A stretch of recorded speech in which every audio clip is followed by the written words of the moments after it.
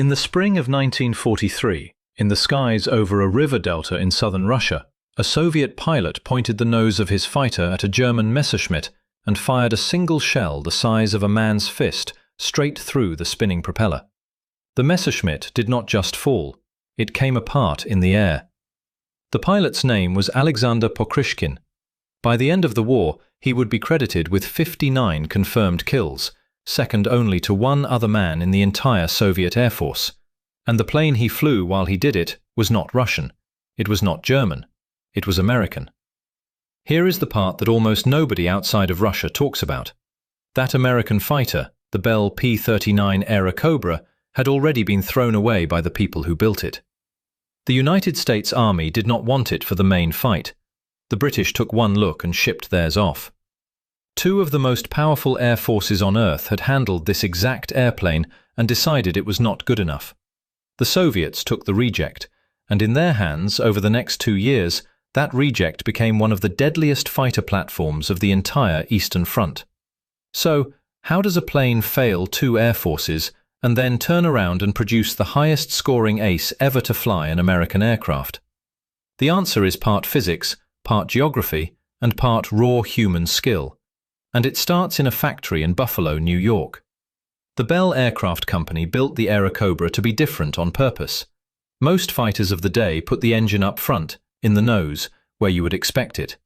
Bell did not. They dropped the engine into the middle of the plane, right behind the pilot's seat, and ran a long drive shaft forward under the pilot's legs to turn the propeller. Why do something so strange? Because it freed up the nose. And into that empty nose, Bell stuffed a gun. Not a machine gun, a 37mm cannon, the M4, firing right through the hub of the propeller. Around it sat machine guns. The whole front of the airplane was one heavy punch. Now that cannon is worth slowing down on, because it tells you everything about how this plane wanted to fight. The M4 fired a shell that weighed well over a pound, and it pushed that shell out at about 2,000 feet per second. One good hit could tear a wing off another fighter or rip open the engine of a bomber. But the gun had quirks. It only fired about 3 rounds a second, and it carried just 30 shells before it ran dry. So this was not a weapon for spraying the sky and hoping. It was a sniper's gun, bolted into a fighter. You got a handful of shots and each one had to count. A pilot who could put one of those shells where it needed to go did not need a second pass. He needed a second of patience and one clean line. The plane also had tricycle landing gear, with a wheel under the nose instead of a tail wheel, which made it easy to land and easy to see over on the ground. It had a roomy cockpit with car-style doors. It had a good radio. For a pilot, sitting in it felt modern. On paper, it looked like a winner. But airplanes are not flown on paper. They are flown in the air. And in the air, the Airacobra had a problem that nobody could design away. The problem was altitude. Let me explain why that one word decided everything. An aircraft engine breathes air just like you do. The higher you climb, the thinner that air gets, and the less power the engine can make. To fix that, the best fighters of the war used a device called a turbo supercharger, which jams thin, high-altitude air back into the engine so it keeps making power way up high. The early Airacobra was supposed to have one. Then the design changed. The turbo supercharger came out, and the plane was left with a simpler, single-stage supercharger that worked fine down low, but ran out of breath up high.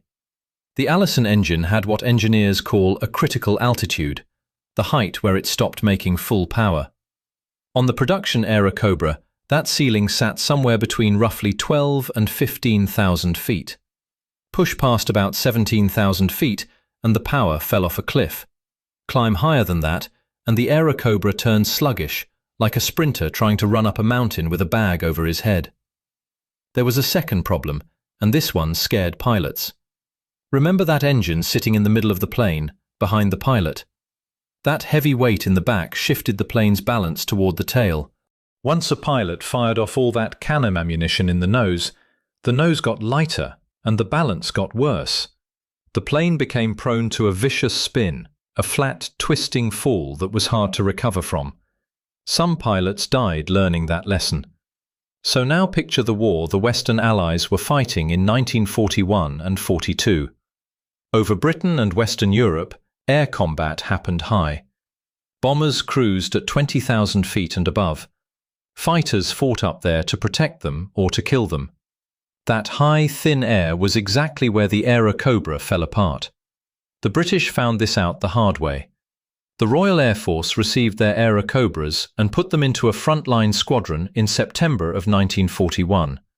The verdict came back fast. The climb was too slow.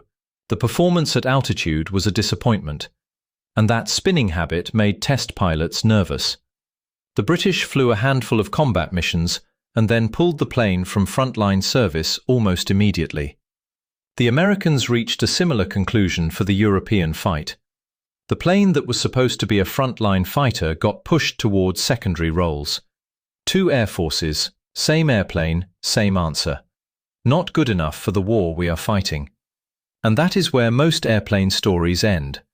The plane that nobody wants gets forgotten. But the Airacobra's story was just getting started, because there was a third air force that was fighting a completely different kind of war.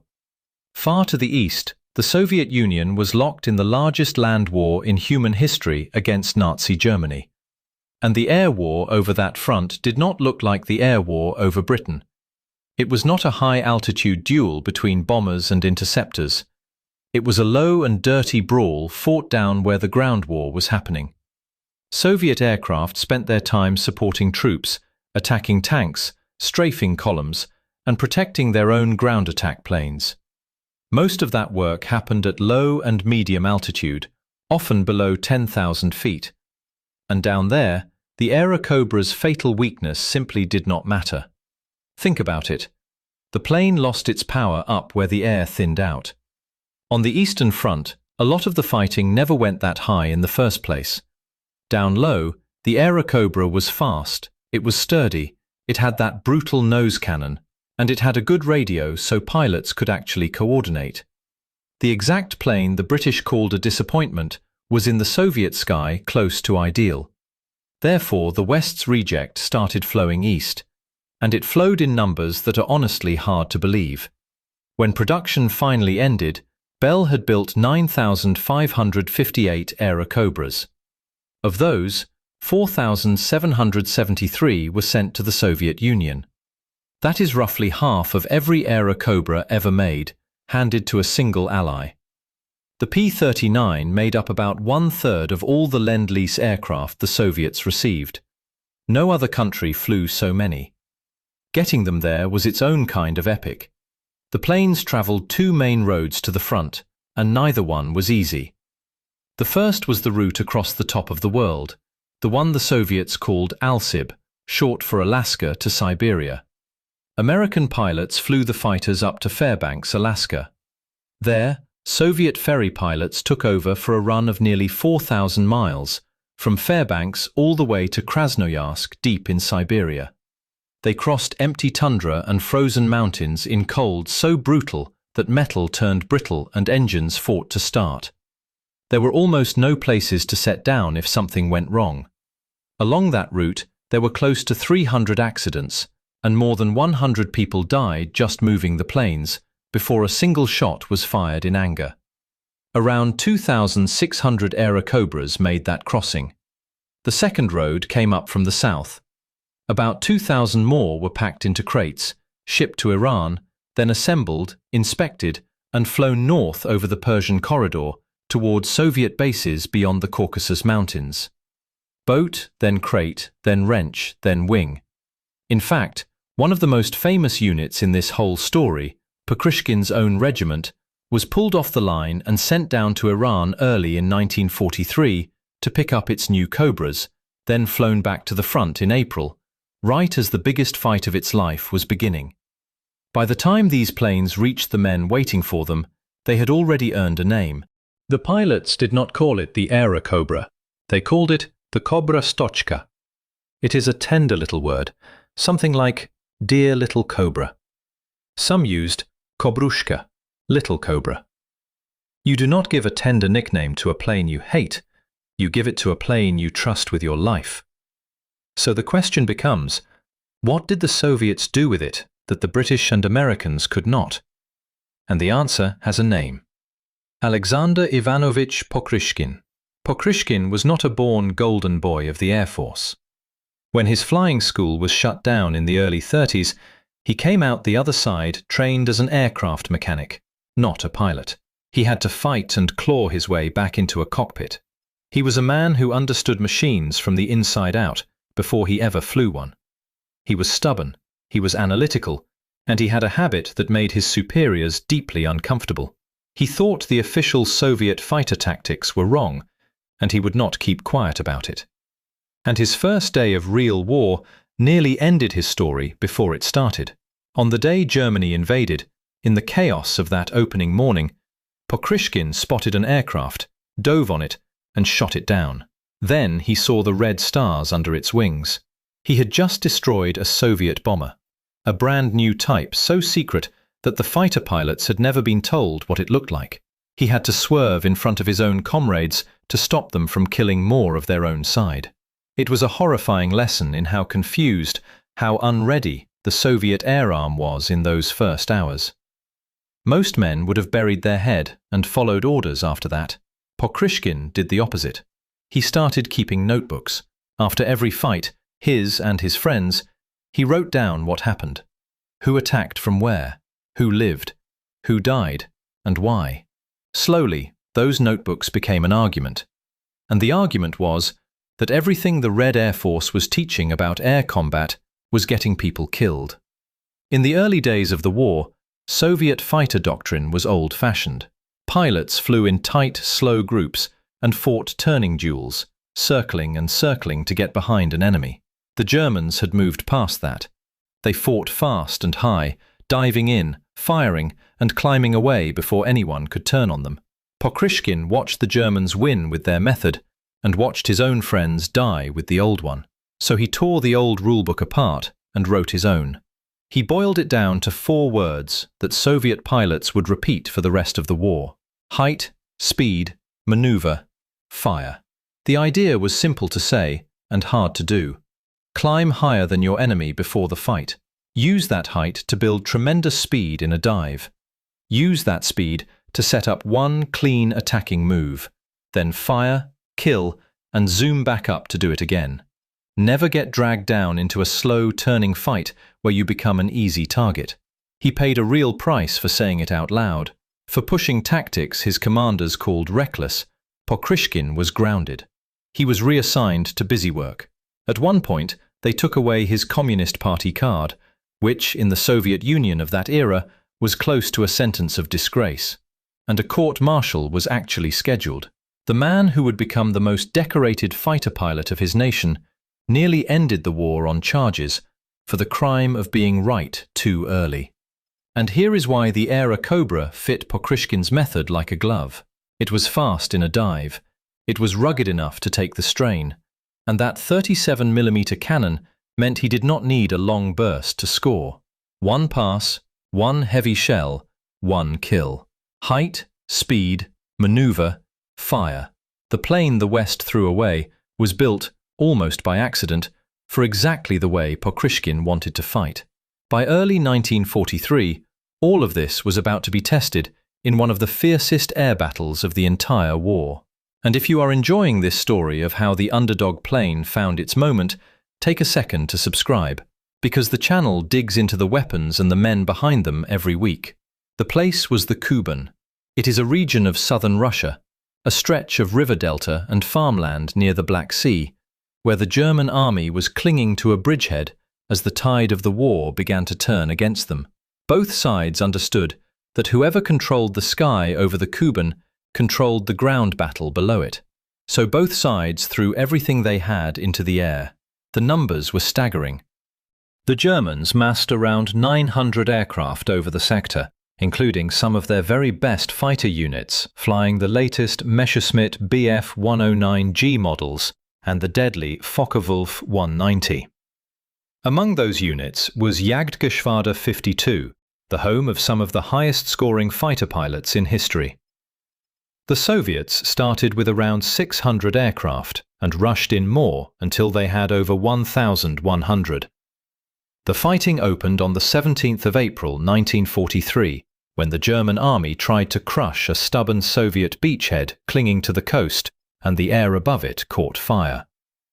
For the next 7 weeks, into the first days of June, the sky over those few square miles of delta became one of the most violent stretches of air in the entire war.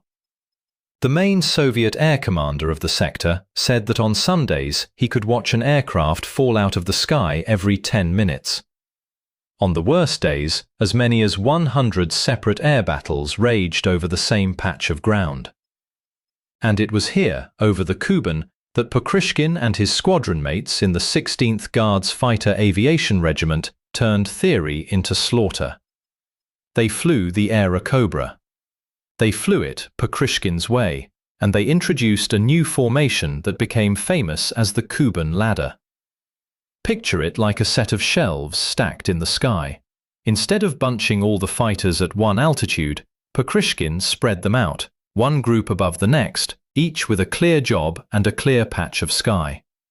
The lowest shelf tangled with the enemy, the shelf above watched for anyone trying to dive in. The top shelf sat in reserve, ready to fall on whoever thought they had found an opening. If a German pilot dodged the first shelf, he climbed straight into the second. If he slipped past that, the third was waiting. But the ladder was only half of it. Pokryshkin paired it with a patrol pattern his pilots called the pendulum, swinging back and forth across the front, so the fighters were always moving, always carrying speed, never caught sitting still. And tying the whole thing together was something the Soviets had been bad at for most of the war: ground control. Radar stations and spotters on the ground talked to the pilots by radio, telling them where the Germans were coming from and steering the shelves into position. This was a different Soviet Air Force from the confused one Pokryshkin had nearly died fighting in on the first day. The Germans were used to having the height advantage. Suddenly the Soviets had stolen it, organized it, and wired it into a trap. This was the moment everything flipped. For most of the war up to this point, the Luftwaffe had owned the skies of the Eastern Front. Over the Kuban, that ownership cracked. Soviet historians treat this 7-week battle as a turning point, as important to their war as the Battle of Midway was to the Americans. German accounts admitted it marked the beginning of the collapse of their air arm in the East. The elite units bled worst. In Jagdgeschwader 52, the very outfit stuffed with record-setting aces, roughly a third of the pilots were knocked out of action. By the time the fighting ended, the Germans had lost something like 1,100 aircraft, with more than 800 of those shot down in air combat, far more than the Soviets did. And rising out of the middle of that storm was Pokryshkin himself. His reputation exploded. In a single stretch of 1943, he was named a hero of the Soviet Union, the country's highest honor, on the 24th of May. Then again, 3 months later, on the 24th of August. He would earn it a third time the following year, on the 19th of August 1944, by which point he was no longer just a pilot, but the commander of an entire fighter division, the 9th Guards.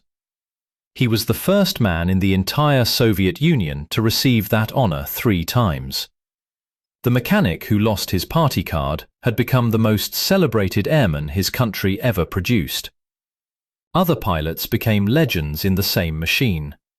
Among them was Grigory Rechkolov, who became the single most successful Airacobra pilot of the war. Rechkolov scored 56 confirmed personal victories, plus 6 more shared with other pilots. And here is the detail that drives the whole point home. Every single one of those 56 kills was scored in the cockpit of the Airacobra. Not one in a Soviet plane.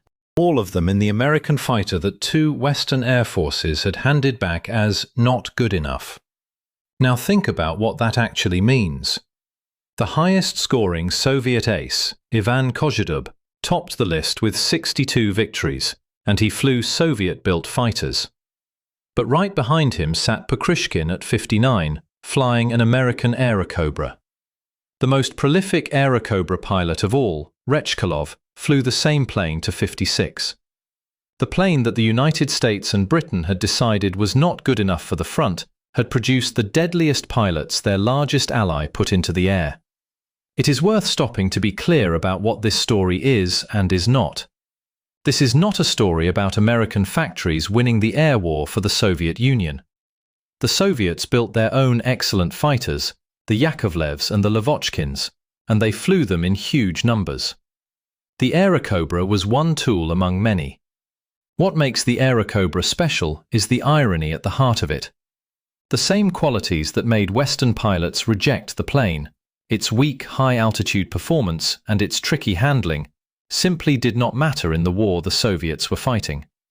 And the qualities that Western air forces overlooked, its speed down low, its toughness, its punishing cannon, its good radio, turned out to be exactly what a pilot like Pokryshkin needed to fight the way he believed was right. The plane did not change, the war around it did, and so did the men flying it. A machine is only ever as good as the hands that hold it and the place it is asked to fight.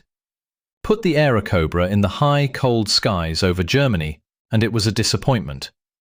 Put it down in the brawling air over the Kuban, with a stubborn ex-mechanic who had rewritten the rules of air combat in the cockpit, and it was a killer. By the end of the war, the Soviets had flown the Airacobra in nearly every major battle on their front, from the Caucasus to the drive on Berlin. The Reject had become a fixture, and the men who flew it did not remember it as a hand-me-down. They remembered it as the Kobrastochka, the dear little cobra that carried them through the worst fighting of their lives and brought most of them home. So the next time you hear that some weapon was a failure, it is worth asking one more question. A failure for whom, and in what fight? Because the Bell P-39 Airacobra answered that question in the most surprising way possible. Rejected in the West, legendary in the East. Same plane, two completely different stories. If you want more deep dives into the weapons that changed the Eastern Front and the men who turned metal into history, the next video is waiting for you on screen right now. Go watch it.